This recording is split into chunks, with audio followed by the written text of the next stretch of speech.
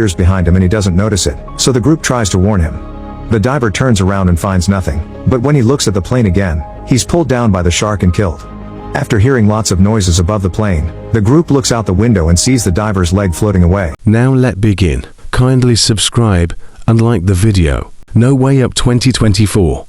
In the middle of the ocean, a woman's body falls into the water, floating for a few seconds before her eyes open in panic. Suddenly Brandon wakes up and realizes it was a nightmare.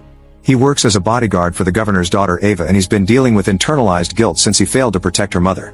Brandon and Ava arrive at the airport, where Ava meets with her friends Jed and Kyle. They're going on a trip together, and the boys aren't happy that Brandon is coming too, but Ava explains her father wouldn't have let her come without security. Once they board the plane, Ava and the guys sit in the back for privacy, and Ava can't help noticing it's strange for a flight to have so few passengers. Shortly after they take off, the plane shakes a little bit, but it's considered normal. Moments later the plane starts shaking again, and the engine can be seen heating up. The pilot tells the passengers that they accidentally hit some birds and there isn't anything to worry about. However, soon the plane starts shaking again, and an engine catches on fire. At that moment the pilot asks everyone to fasten their seat belts, and as everyone starts to fear for their lives, a part of the engine breaks and flies off to hit the side of the plane, killing a passenger. The crack in the wall causes a pressure change and everything starts flying off or shaking inside the plane too, with all the bags falling off and hitting people on the head. Passengers who didn't fasten their seatbelts are pushed off their seats and thrown across the plane even when they try to hold onto other people's hands. In just a few seconds a wall blows off and creates a huge hole on the side of the plane, causing tons of people to fly away to their deaths. Brandon tries to hold onto a floating man, but the wind is too strong and the guy is blown away as well. Another guy tries to hold onto the seats, however the metal can't hold on for much longer and the few seats fall off with the guy still on them. A flight attendant tries to help a guy who is about to fall, only to end up falling with him. After losing most of its passengers, the plane starts falling at great speed and crashes into the ocean, where the water immediately starts flooding it. As Brandon is stabbed by a piece of metal, the seats are pushed forward by the impact and kill many passengers by crushing them. The plane sinks for a few minutes and eventually comes to a stop when it gets stuck on the seabed. Thanks to the plane being stuck in an angle, an airlock is formed at the back, so Ava and her friends plus flight attendant Danilo are alive. However, Kyle has a broken bone in his arm. The group stares at the water, worried about the weird noises they are hearing. Suddenly Brandon comes out, bringing Rosa and her grandmother Marty to the safe area. Marty is unconscious, so Danilo starts doing chest compressions, and after a few minutes of nothing, Marty wakes up. Then Rosa asks about her grandfather, and Brandon has to tell her and Marty that he sadly didn't make it. The group starts to panic, so Brandon immediately takes over leadership to calm everyone down. The airlock means they're safe for now, so they need to stay calm and wait for rescuers to find them. Ava checks her phone, but there's no reception under the sea. She points out there's a hole in the plane and that they should swim out, but Brandon explains their chances to survive like that are low, so they must stay and wait. Danilo informs them that the pilots must have called for help before the crash, so help should be here soon.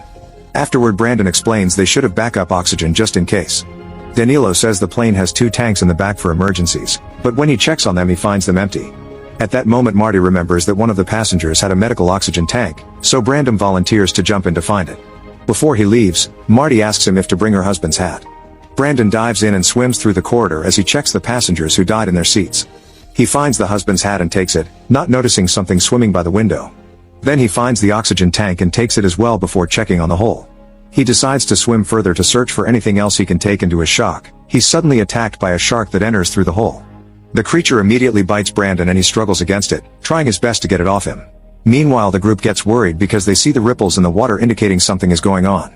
Suddenly the ripples disappear and Brandon resurfaces, telling the others to stay back while revealing some severe wounds on his body. Breathing heavily, he hands the others the oxygen tank and the hat before apologizing to Ava. Then he's dragged back into the water and the group sees the shark's tail peek out while the creature eats the poor man. Terrified, the group moves back to hide in the employees area and agrees they should keep on waiting as Brandon says. Then Marty offers to take care of Kyle's arm, explaining she used to be a nurse during wartime and that's how she met her husband. Kyle screams in pain when Marty pushes the bone back into place, and using some thick magazines and bandages, she improvises a splint. Outside, a helicopter is flying near the area in search of the fallen plane. They have priority orders because they know the governor's daughter is among the victims, but for now they don't see anything.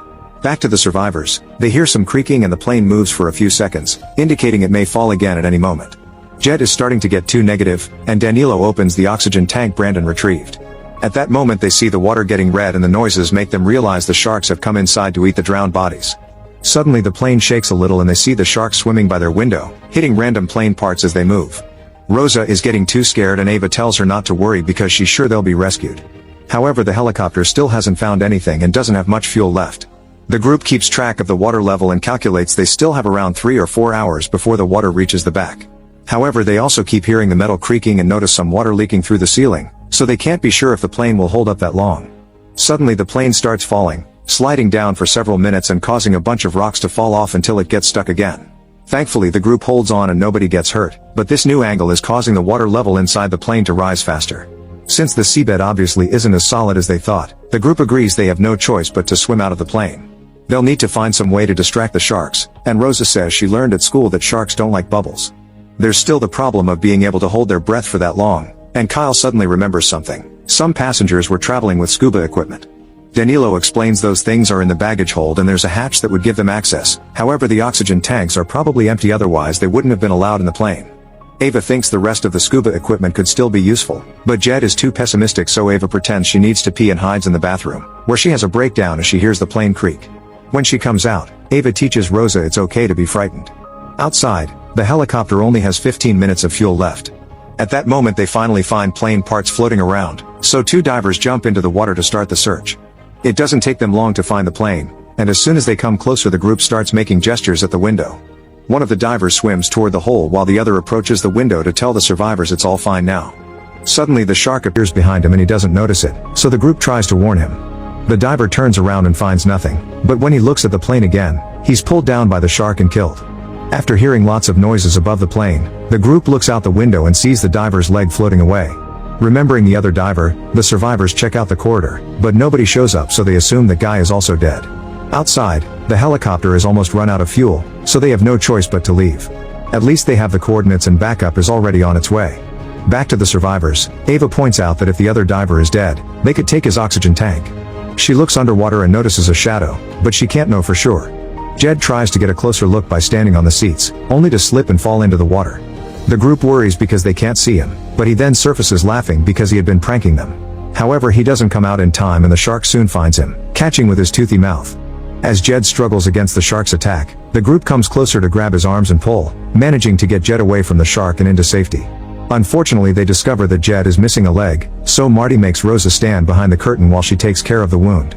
Using some seatbelts, Marty makes a tourniquet to stop the bleeding, and Jed cries when he realizes he won't be able to participate in any more triathlons. Still determined to get out of there, Ava volunteers to go search for the scuba equipment.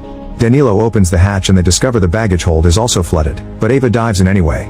With a flare, she looks around the area, unaware that something else is swimming behind the bags. Eventually she finds the scuba equipment, only to suddenly be startled by an octopus at the same time the flare goes out. The others begin getting worried when they see no more light, but thankfully soon Ava returns with the equipment. The group opens the bags to find diving suits and masks, but there are only 4.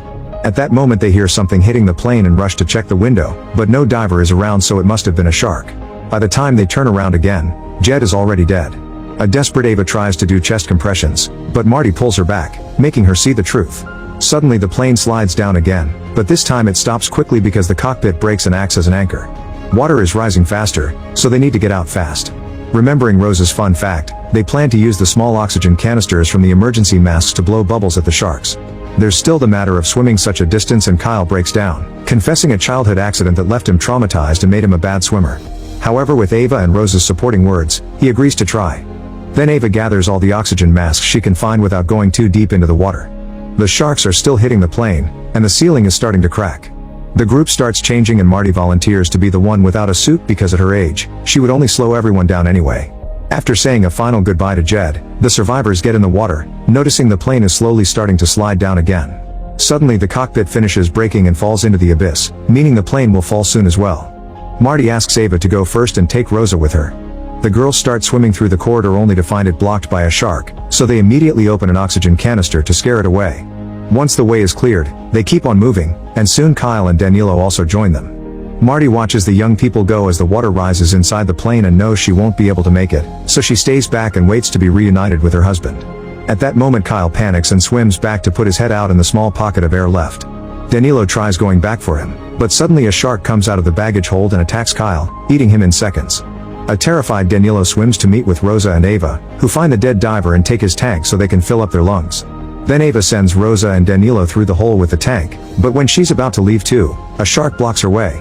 Ava swims back and freezes, so the shark swims inside without noticing her. However, her tail smacks off her mask. Then Ava discovers more sharks are coming through the hole, so she starts swimming toward the front. At that moment the plane starts falling faster and the water pressure keeps her from moving, but luckily Ava holds onto the seats and pushes through, managing to leave through the front hole right before the plane falls into the abyss.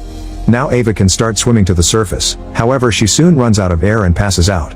Her body obviously stops swimming, but thankfully the floaties push her up and as soon as she reaches the surface, she breathes and immediately wakes up.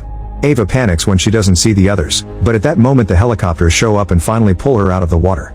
Danilo and Rosa have already been rescued, and when Rosa asks about her grandmother, Ava gives her the bad news. As a last goodbye to her grandparents, Rosa throws her beloved plushie into the water before falling asleep in Ava's arms. Make sure to subscribe and turn on notifications so you can watch more videos like this. Thanks for watching.